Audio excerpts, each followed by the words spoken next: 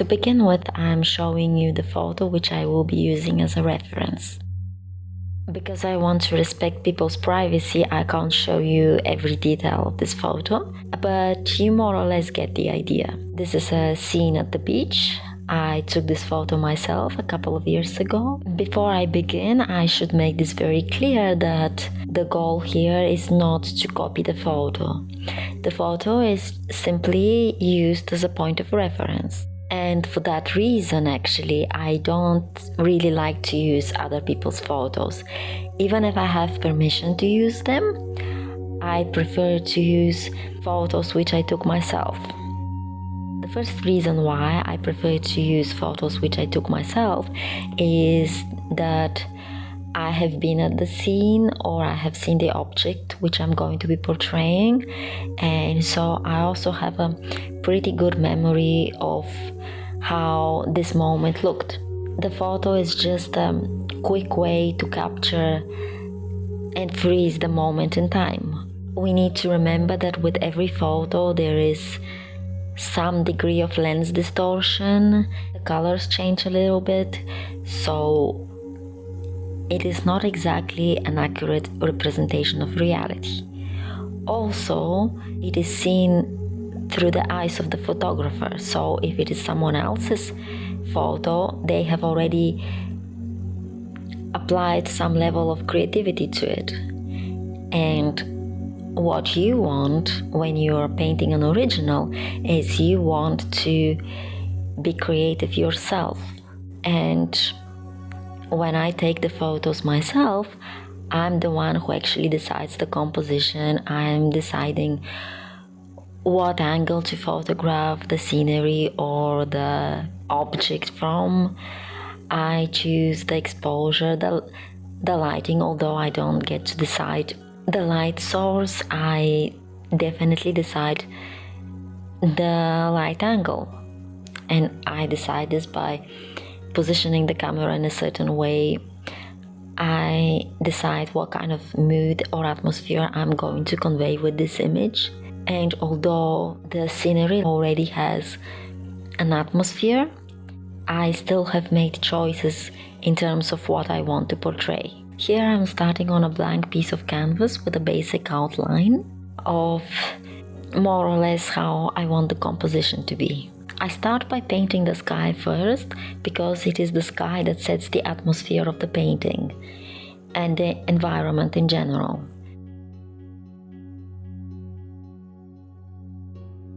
When I work with acrylic paint, I normally work from dark to light, and I blend the lighter color into the darker color beneath.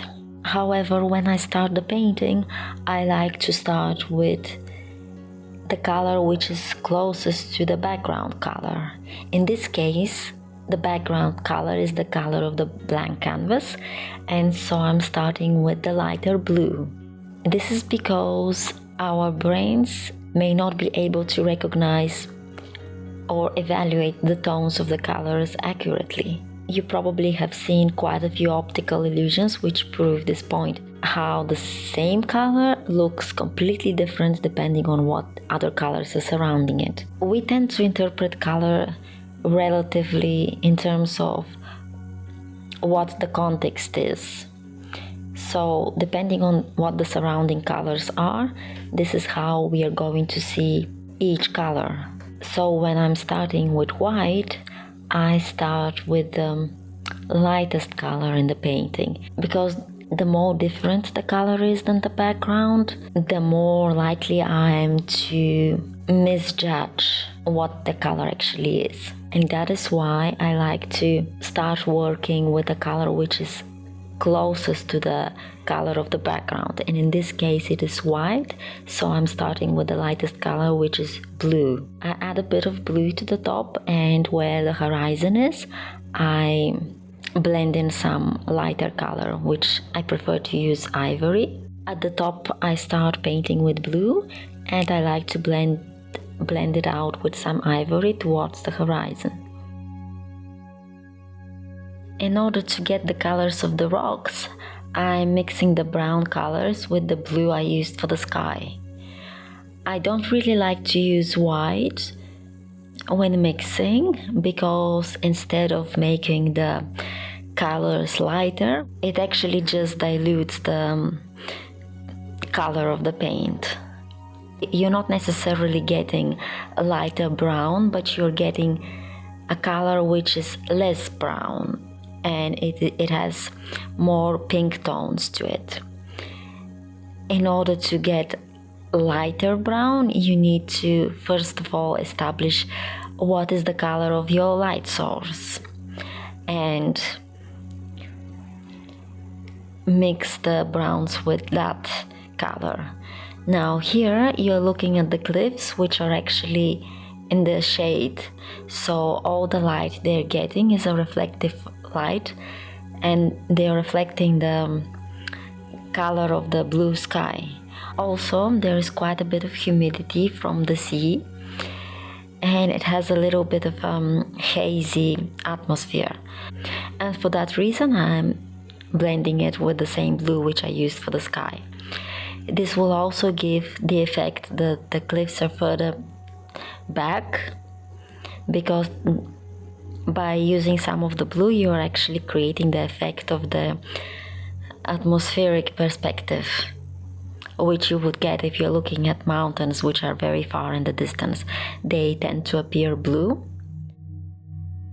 Notice that I'm not actually painting every little detail. I'm not painting every little rock or every piece of grass. No, I am instead painting very relatively large spots. Although this is a miniature scale painting, I'm actually painting patches of color, and that is mostly showing where the lights and the shadows are. I'm not trying to make it hyper realistic, I'm trying to convey the atmosphere. And to do this, I'm focusing mostly on where the lights are and the shadows are.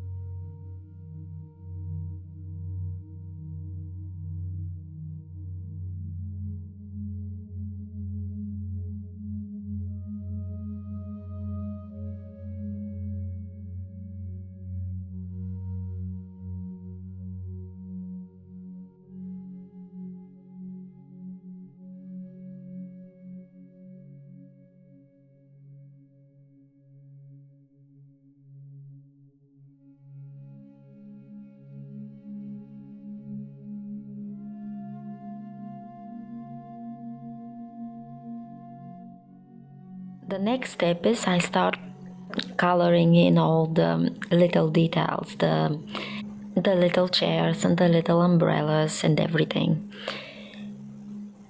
The reason why I'm painting this now is because if I leave them for later and I do the background first, because this is a very small scale work, I most likely will have to draw them with pencil once again, and I won't be able to clean the pencil marks very well.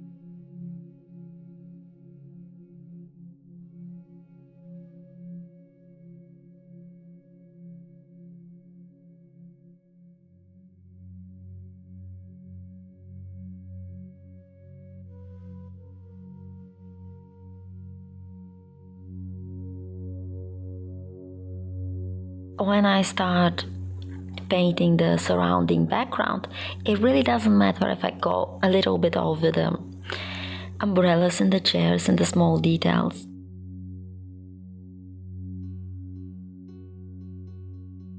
Because this will actually blend them quite well with the background. And later on what I will do is I will paint over them in greater detail. And also because acrylic paint doesn't blend as nicely as oils, it is good to paint a little bit over it so it looks like it is blending, but it's actually just a partially transparent layer which covers the outline of the object.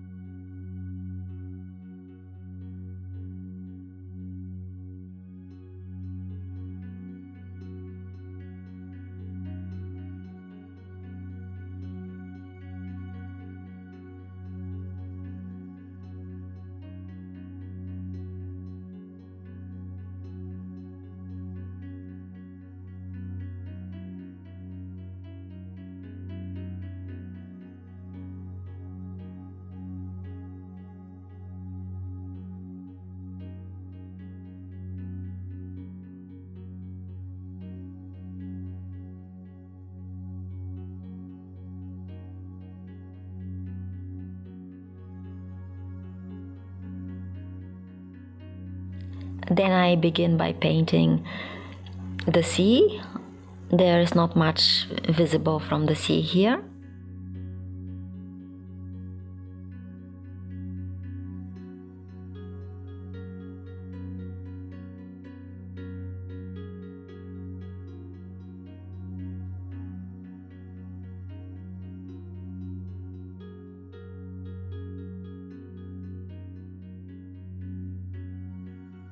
It doesn't actually matter if I paint a bit of the sea over the umbrellas, because I'm going to paint the umbrellas in greater details later on, when I do the final touches of the painting.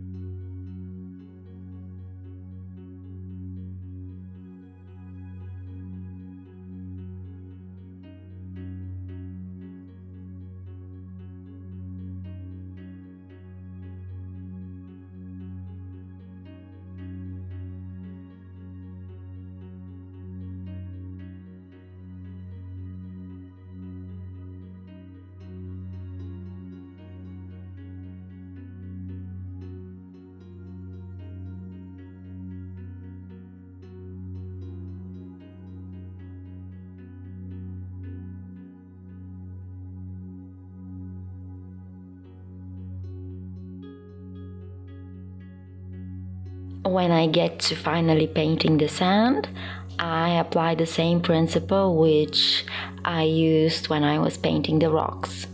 Instead of painting every footstep, every little detail, what I do is I paint patches of color, and they're made up of the highlights and the shadows on the sand.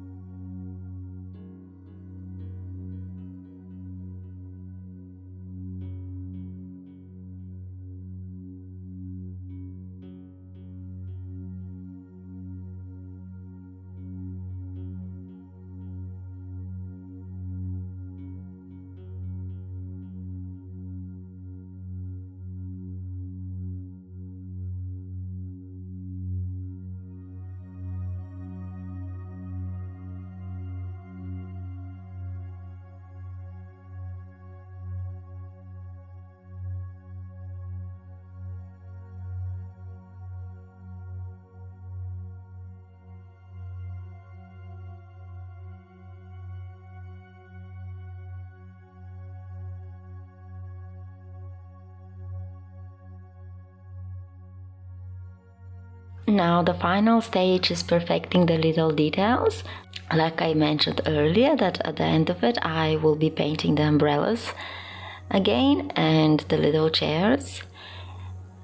And with the umbrellas I'm also working from dark to light, and the highlights are the final brush strokes.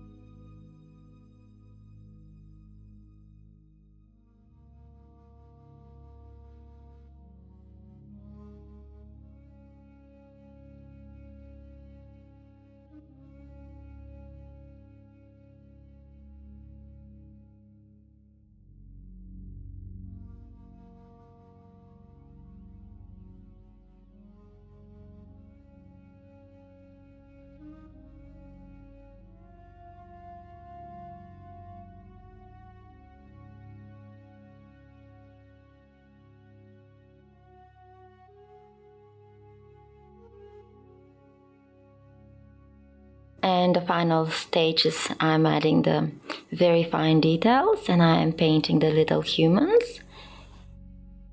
The little humans, which you see at the beach as well as in the sea.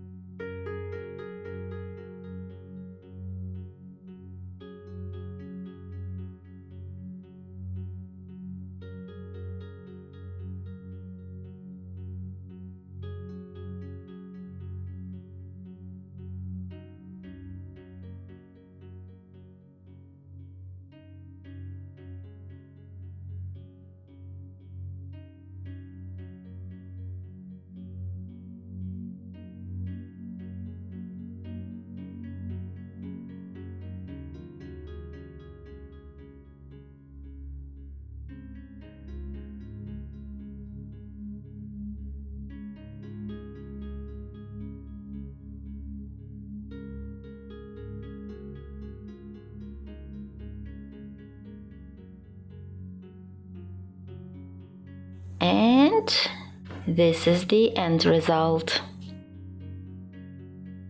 I hope you enjoyed this one, and let me know if you find this kind of content useful? Would you like me to make more videos like this one? Do you like the double camera point of view? Let me know what you think about it in the comments. That is it from this one, and I will see you in the next one. Thank you for watching.